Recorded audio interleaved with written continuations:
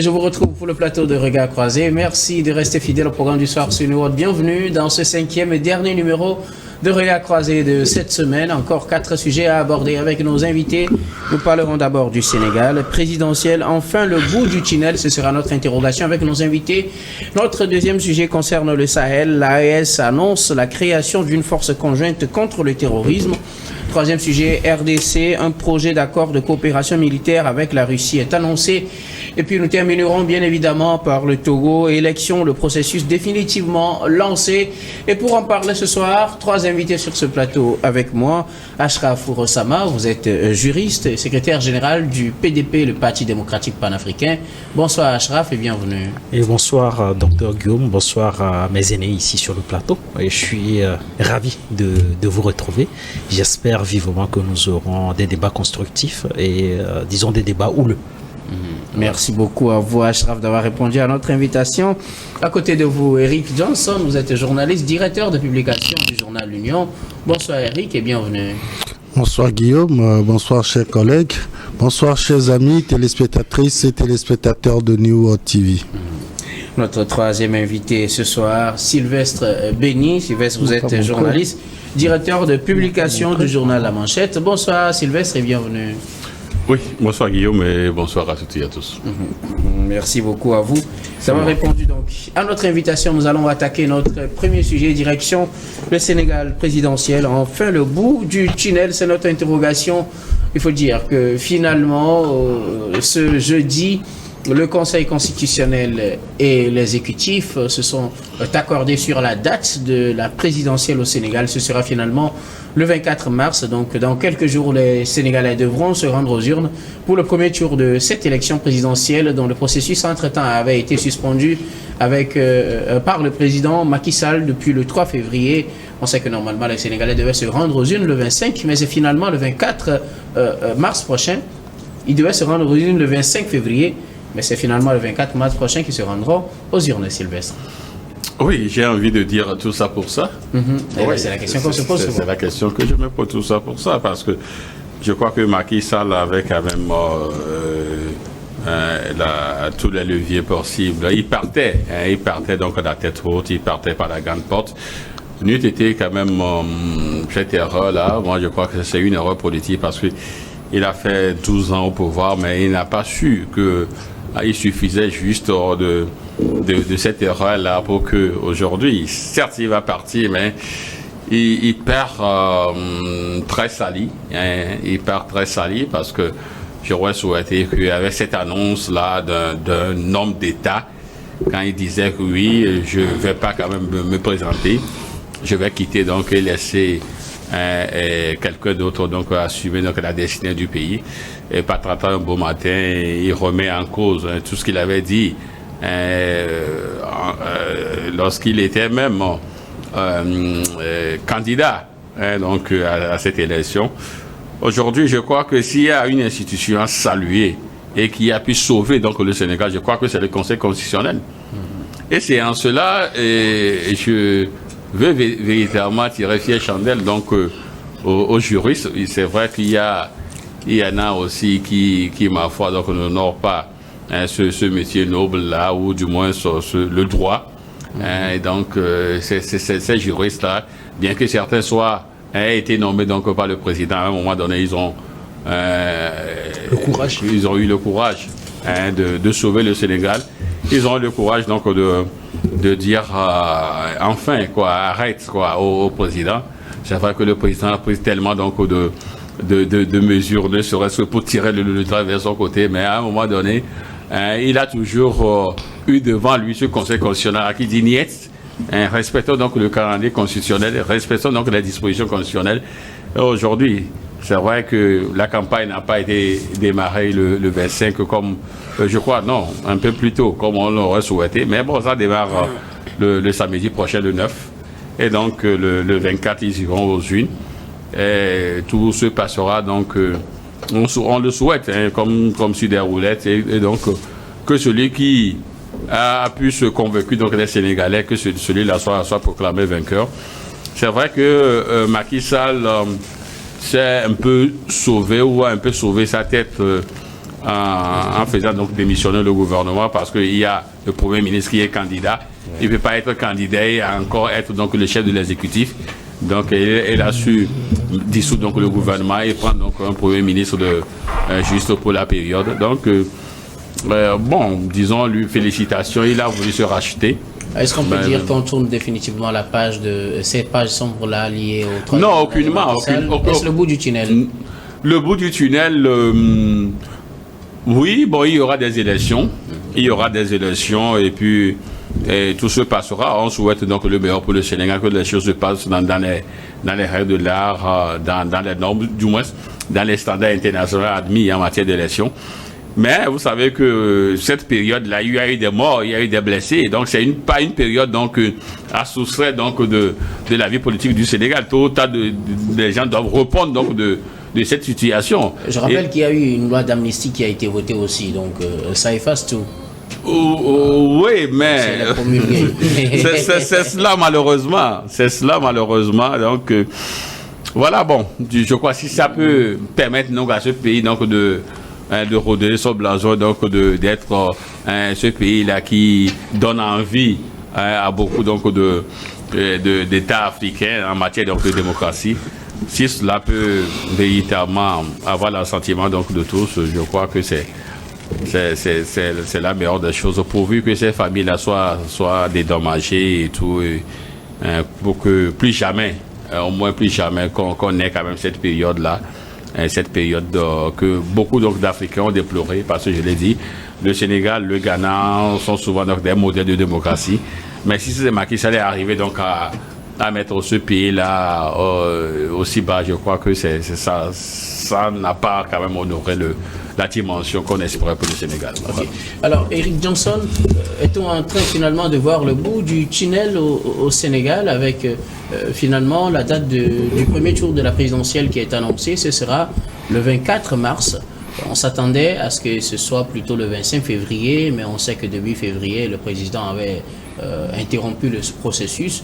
Finalement, ce sera le 24 mars. Oui. Je pense que tout le problème est survenu par rapport à une décision du président Macky Sall.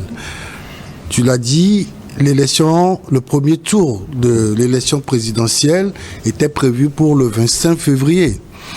Malheureusement, Macky Sall en a décidé autrement en décrétant ou en appelant le corps électoral pour le 23 décembre 2024, ce qui a suscité beaucoup de remous dans ce pays. Les politiciens et la société civile s'étaient organisés pour demander tout simplement que ce décret-là soit annulé et que le processus électoral suive son cours normal. Et malheureusement pour les Sénégalais, c'est que une fois que ça a été fait, ça veut dire que la campagne électorale ne pourrait pas démarrer. Aujourd'hui, une fois que la présidence, c'est-à-dire Macky Sall, a décidé que les élections, le premier tour de ce scrutin-là va se dérouler le 24 mars prochain, et que cela a été entériné par le Conseil constitutionnel, qui est la Cour de justice qui coiffe les questions électorales. Je pense que on peut dire aujourd'hui que ce processus-là va aller à son cours et à son terme, et le président Macky Sall, dont le mandat arrive à sa fin le 2 avril. Normalement, le mandat est déjà terminé. Et donc, Macky Sall devait quitter le pouvoir le 2 avril. Et donc, si on organise ce scrutin-là le 24 mars prochain, le premier tour, donc on suppose que le second tour peut être organisé une semaine après et que Macky Sall va forcément quitter le pouvoir le 2 avril. C'est l'objectif aujourd'hui pour toute la classe politique sénégalaise. comment faire en sorte que Macky Sall ne dépasse pas ou ne tombe pas dans un nouveau mandat présidentiel après le 2 avril. Et donc, je crois que si tout le monde s'accorde qu'il faut organiser les élections sur le 24 mars prochain, c'est que tout le monde veut que la constitution sénégalaise soit respectée, que le mandat présidentiel soit respecté et que au 3 avril que les Sénégalais aient un nouveau président. Merci beaucoup à vous, Eric. Alors, Ashraf, récemment, est-on en train finalement de voir le bout du tunnel après pratiquement un mois de blocus suite à la suspension du processus électoral au Sénégal? Le Conseil constitutionnel et l'exécutif se sont finalement accordés à ce que le premier tour de l'élection ait lieu le 24 mars. Oui, disons qu'il y a quand même une avancée majeure. Vous l'avez si bien dit. Bon, moi je confirme que effectivement le Sénégal commence à voir le bout du tunnel. Le Sénégal a connu, disons, c'est quand même une expérience douloureuse parce qu'on a vu quand même des manifestations monstres qui ont quand même entraîné des morts et des blessés. Et donc le président de la République, le dénommé Macky Sall, a décidé d'interrompre le processus électoral pour des motifs que lui il juge légitimes, mais que la classe politique tout entière juge non légitimes. Donc aujourd'hui, vous avez le peuple sénégalais, la société civile de manière générale qui a demandé le retour à l'ordre constitutionnel, qu'on puisse véritablement organiser les élections dans les délais. Et donc, je crois que le jeu institutionnel, alors je vais parler de la Cour constitutionnelle qui a joué son rôle quand même fondamental parce que décider d'interrompre, oui, le processus électoral pour des motifs qui ne se justifient pas, pour moi, c'est à la limite ridicule. Le président décide d'interrompre le processus parce qu'il estime qu'il y a quand même des remous et qu'il y a des candidatures, des candidats qui aspirent à la magistrature suprême qui ont été évincés qu'à un moment donné, il faut avoir un dialogue national inclusif pour désamorcer la crise politique qui secoue le Sénégal. Mais je crois que ce sont des raisons qui ne se justifient pas, d'où la décision de la Cour constitutionnelle d'annuler le décret qui proroge le mandat du président de la République. Donc je crois qu'aujourd'hui, il faut saluer la décision de la Cour constitutionnelle d'annuler ce décret-là. Parce que la question de la constitutionnalité d'un certain nombre d'actes juridiques pris par l'exécutif cause véritablement problème. C'est pour cette raison que le juge constitutionnel sénégalais a examiné cela en jugeant cela anticonstitutionnel. Donc je crois que je me félicite quand même d'une chose, que le président Macky Sall quand même s'est rattrapé en organisant quand même un dialogue, parce qu'il faut quand même le dire qu'il n'a pas pris quand même une décision unilatérale d'organiser les élections le 24 mars. Le dialogue a proposé le 2 juin, qui a été aussi rejeté. Et finalement, c'est le Conseil des ministres qui a décidé, ou du moins c'est à l'issue du Conseil des ministres qu'ils ont décidé de le faire le 24. De le faire le 24.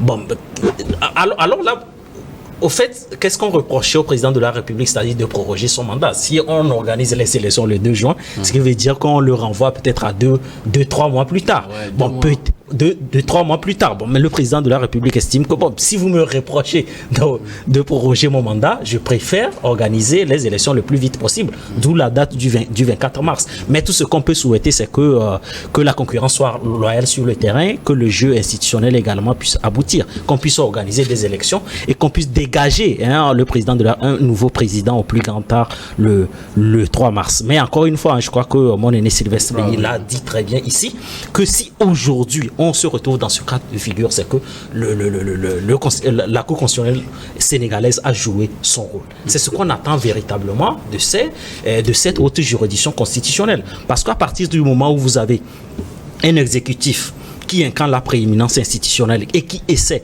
de trouver des motifs qu'il considère dérogeables aux dispositions constitutionnelles, ça cause véritablement un problème. À un moment donné, la lettre et l'esprit de la Constitution doivent être sauvegardés et je crois que le juge constitutionnel sénégalais a joué véritablement son rôle. C'est pour cette raison qu'on se retrouve dans ce cas de figure. Je crois que Macky Sall s'est rattrapé, même si son image sera quand même écornée. Je crois qu'il a quand même mesurer les enjeux de la prorogation de mandat qu'il avait entériné la dernière fois. Merci beaucoup à vous. Nous allons marquer la pause et puis on revient juste après pour la suite de cette émission.